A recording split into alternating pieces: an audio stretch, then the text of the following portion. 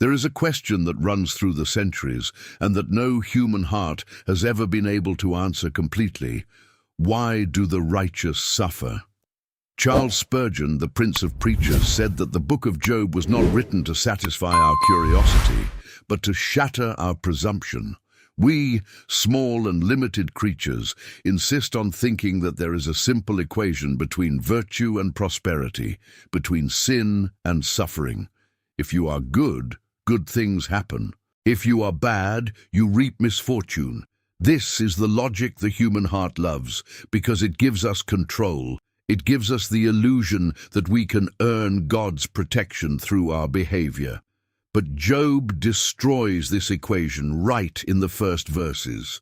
There is a man described by God himself as blameless, upright, fearing him and turning away from evil. There is no ambiguity in the text. Job was not hiding secret sins, was not living a double life. And yet in a single day he loses his possessions, his servants, and the 10 children he loved so much. Shortly after, his own body is covered with sores that pain the soul. Spurgeon pointed out that this is precisely the point few believers are prepared to accept. Holiness is not insurance against the storm. Often it is exactly the opposite. The most faithful are those who face the most intense trials, because there is something at stake in the heavens that goes far beyond the earthly comfort of the one who suffers. Job's suffering was not the result of spiritual failure. It was, paradoxically, a testimony of his faithfulness being put to the test before an audience that human eyes could not see. This shocks because it dismantles the prosperity gospel before it was even invented. Job teaches us, right from the start, that God does not operate according to a system of immediate visible rewards. There is a deeper purpose, often invisible to the sufferer in the moment of pain, which only eternity will fully reveal. And it is exactly this uncomfortable truth that lays the groundwork for everything that follows in Job's story, and for everything we still need to learn about our own suffering. When news of Job's misfortune spreads, 3 friends come to visit him, Eliphaz, Bildad, and Zophar. At first, the gesture seems noble. They sit with him for 7 days and 7 nights in silence, sharing his pain. But as soon as they open their mouths, Spurgeon observed, they begin to commit one of the most serious and most repeated theological errors throughout the history of faith. They assume that all suffering is the direct result of sin. Eliphaz asks, with an air of wisdom, who, being innocent, ever perished?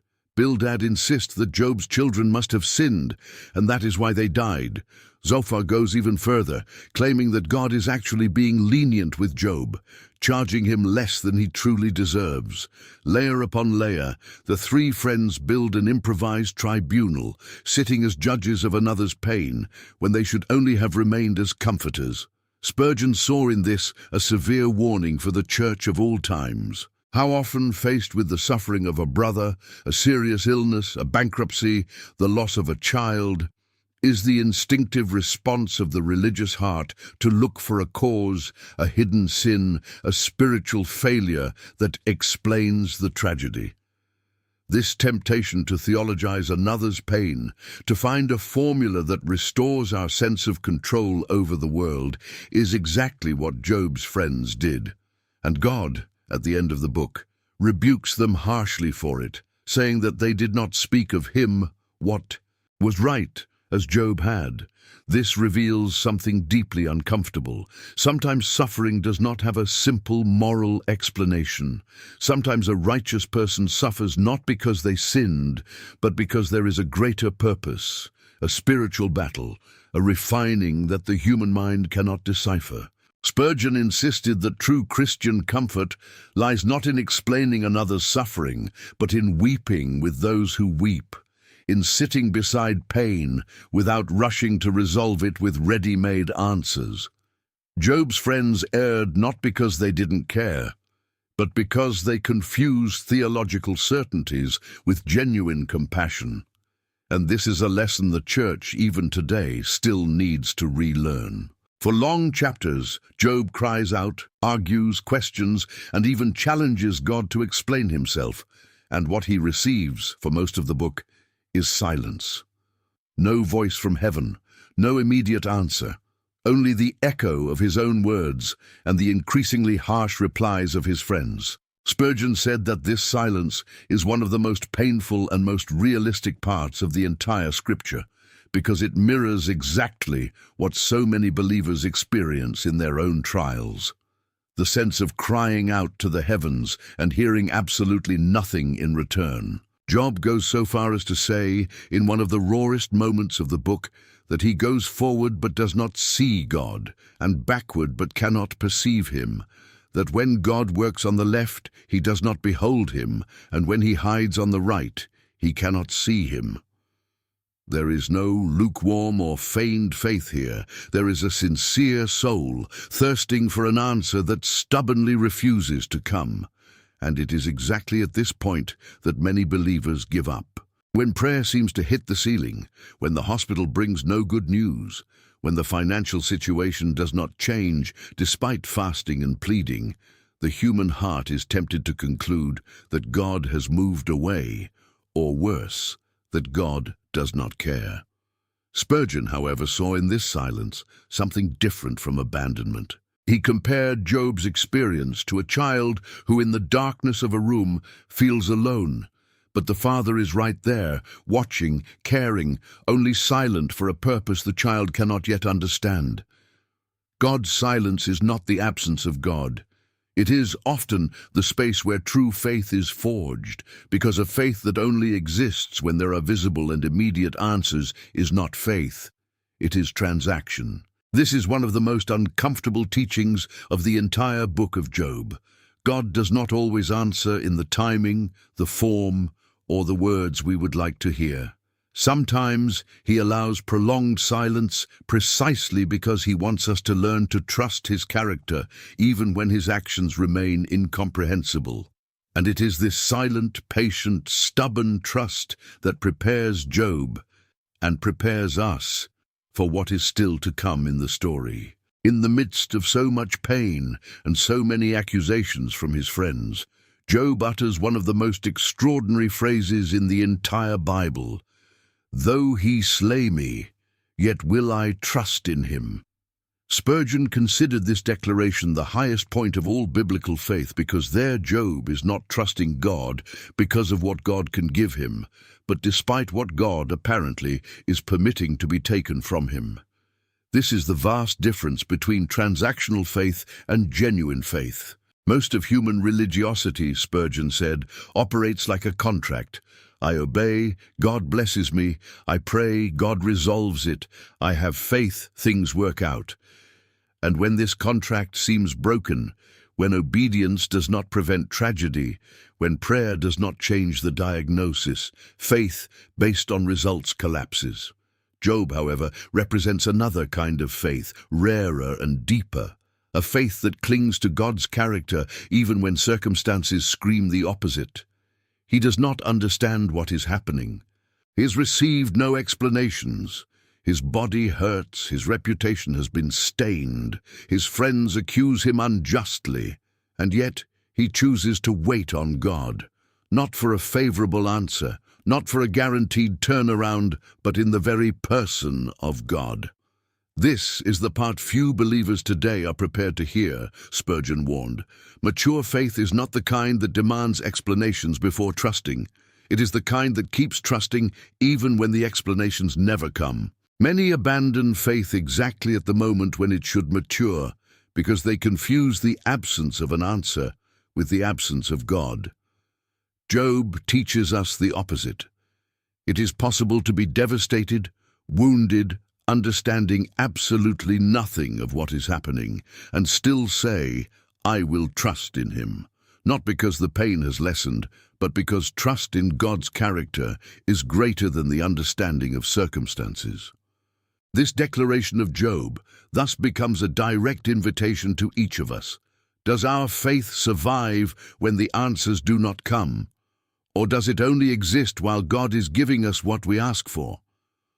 One of the most revealing and most uncomfortable elements of the book of Job is right there in the first 2 chapters, something Job himself never came to know during his entire trial. While he struggled in pain, covering himself in ashes, scraping his sores with a piece of broken pottery, a scene was unfolding in the heavens that explained everything, and of which Job never had any knowledge. Satan presents himself before God, and the Lord himself asks, "Have you considered my servant Job?" Satan replies that Job is only faithful because he has everything, wealth, health, family, and that if all this were taken from him, he would curse God. Spurgeon highlighted something deeply disturbing in this dialogue. God permits the trial, but within limits that he himself establishes. It is not Satan who controls events. It is God who authorizes up to what point and for how long. This means that Job's suffering was not random chaos nor a victory of evil. It was part of a greater purpose, a spiritual dispute involving the very nature of human faith. Can man love God for God's own sake and not merely for the blessings he grants? And here is the point few are prepared to hear. Job never knew throughout his entire trial what was really happening. He suffered without the script, without the explanation, without even imagining that his faithfulness was, at that moment, a testimony before a heavenly tribunal. Spurgeon compared this to the condition of every believer who goes through a trial. Often, there is a spiritual battle happening behind the scenes of our pain, an eternal purpose being fulfilled through what on earth seems like mere senseless tragedy. This revelation completely changes how we should view suffering. It may have no visible explanation, but that does not mean it has no purpose. It may be that, while we weep, something of eternal value is being decided in the heavens, and that our perseverance in faith, even without understanding, is exactly the response that glorifies God before what human eyes could never witness. One of the oldest and most persistent errors in the Christian life is confusing trial with punishment. Spurgeon insisted with vehemence that this confusion is one of the enemy's most effective weapons to discourage the believer exactly at the moment when they most need steadfastness. When pain knocks at the door, the heart's first impulse is to ask, "What did I do wrong to deserve this?" But the book of Job, from beginning to end, destroys this assumption. Job was not being punished, he was being tested. The difference between the two is immense. Punishment looks backward at a fault already committed and seeks to correct or charge for it. Trial looks forward at a character being refined, tested, strengthened. Spurgeon used the image of the goldsmith who puts gold in the fire, not to destroy it, but to burn away the impurities and reveal its true brilliance.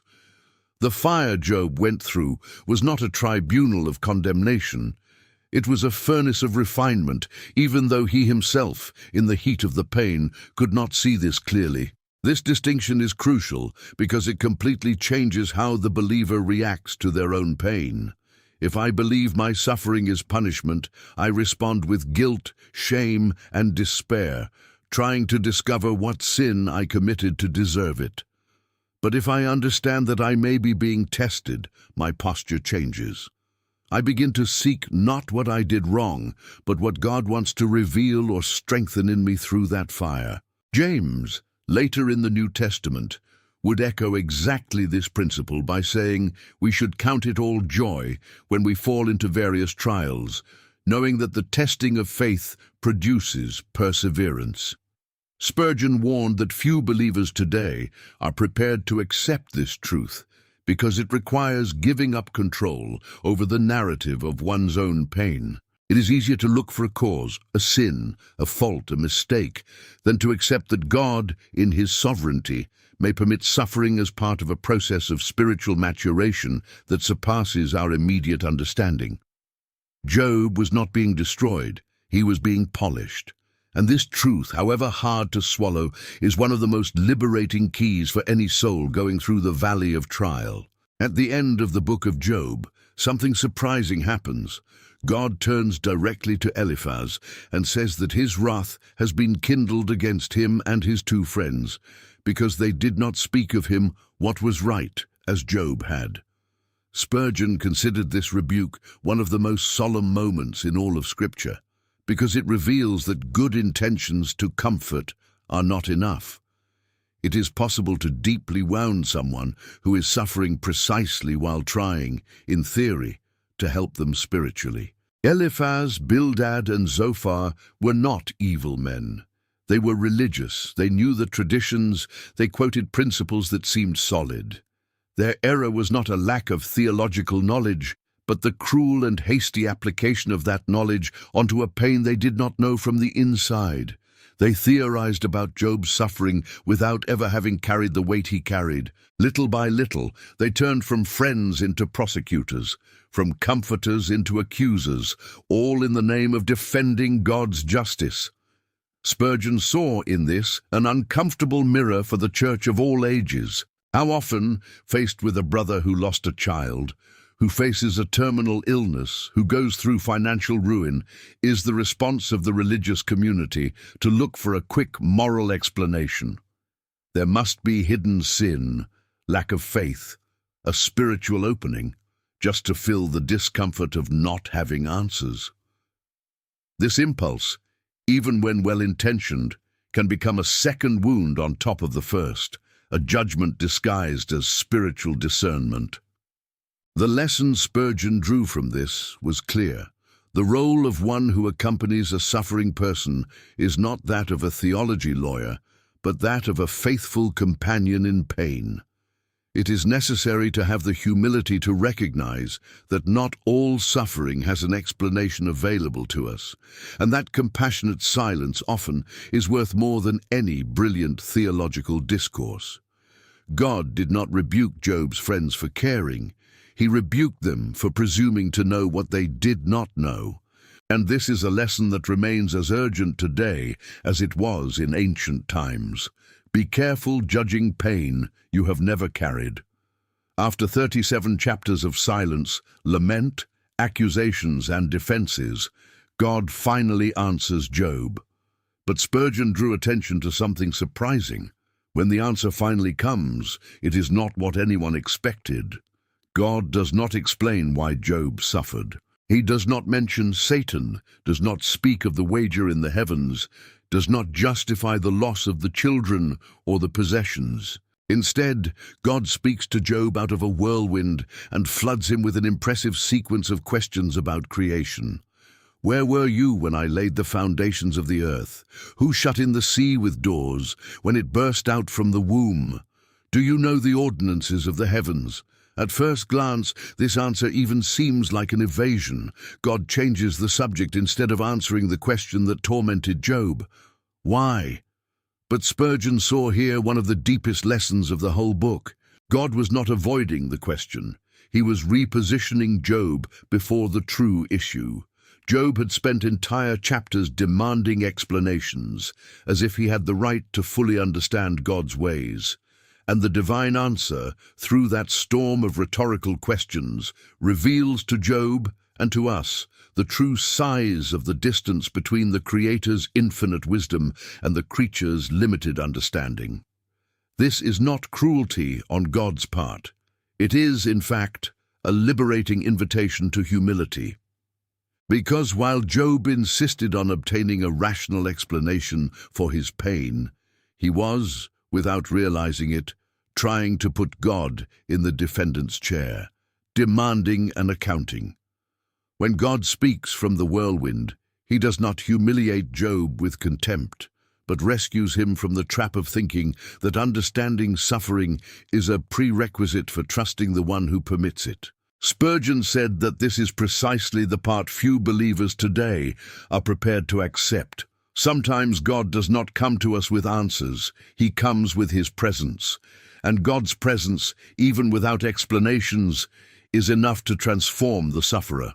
Job does not receive a reason. He receives a revelation of God's greatness so overwhelming that his questions simply lose their force before it. And it is exactly this shift in perspective, not a logical answer, but a real encounter with the living God, that prepares the way for the restoration about to happen. Faced with God's overwhelming manifestation in the whirlwind, Job receives no explanations, but responds in a way Spurgeon considered the true spiritual climax of the whole book, acknowledging that God can do all things and that no purpose of his can be thwarted, confessing that he had spoken of things he did not understand, things too wonderful for him, which he did not know, and declaring that therefore he abhorred himself and repented in dust and ashes. Job does not fall silent, defeated, or resentful.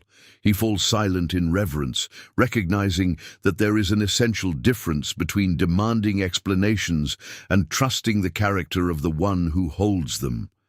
Spurgeon pointed out that this submission is not weakness, it is the highest form of spiritual strength.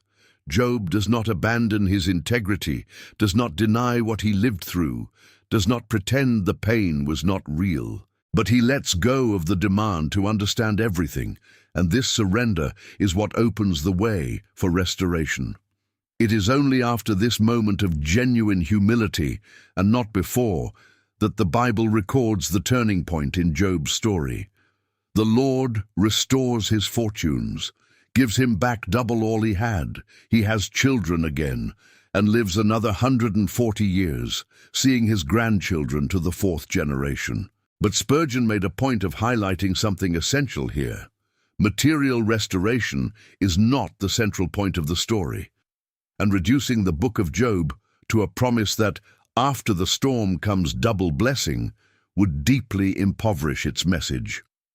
The true treasure Job gains is not the doubled possessions, but the transforming encounter with God. He himself declares, "I had heard of you by the hearing of the ear, but now my eye sees you." Before the trial, Job had a faith based on tradition and information. After the trial, he has a faith based on personal, intimate experience with God himself. This is the truth few are prepared to hear. Not every trial ends with visible restoration in this life, but every trial, faced with integrity and submission, produces something of eternal value, which is a deeper, more personal knowledge of God. Job's restoration was not a reward for good conduct during suffering. It was the fruit of a heart that, even without understanding, chose to trust and surrender to divine sovereignty. And this surrender, more than any explanation, was what truly transformed him. We arrive, finally, at the heart of the message Charles Spurgeon drew from the book of Job, that truth which spans millennia and remains as relevant today as on the first day it was written. Suffering, however incomprehensible it may seem, is never outside the sight and control of God. Job did not receive a detailed map of why he suffered. He received something greater, a revelation of the greatness, sovereignty, and faithfulness of a God who remains present even when he seems absent, who continues acting even when he seems silent. Spurgeon said that the sufferer's greatest temptation is not to doubt God's existence, but to doubt his goodness in the midst of darkness. It is easy to trust God when the sun shines, when prayers are answered quickly, when life follows a predictable script of visible blessings. The true test of faith, however, happens exactly as it happened with Job, in the darkest night, when there are no explanations, when friends accuse, when the very body aches and the soul cries out without answer.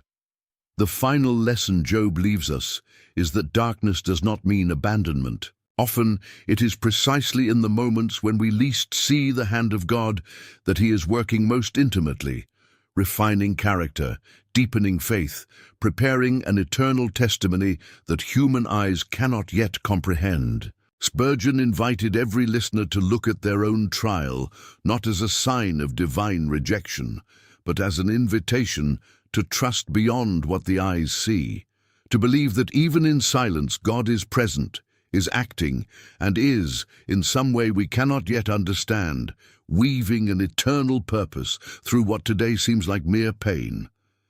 If you are going through a valley of suffering right now, May the story of Job be a reminder.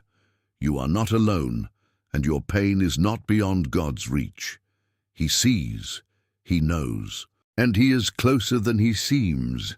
If this message touched your heart, subscribe to the channel, leave a like and turn on the bell so you don't miss the next reflections based on the teachings of Charles Spurgeon. God bless you.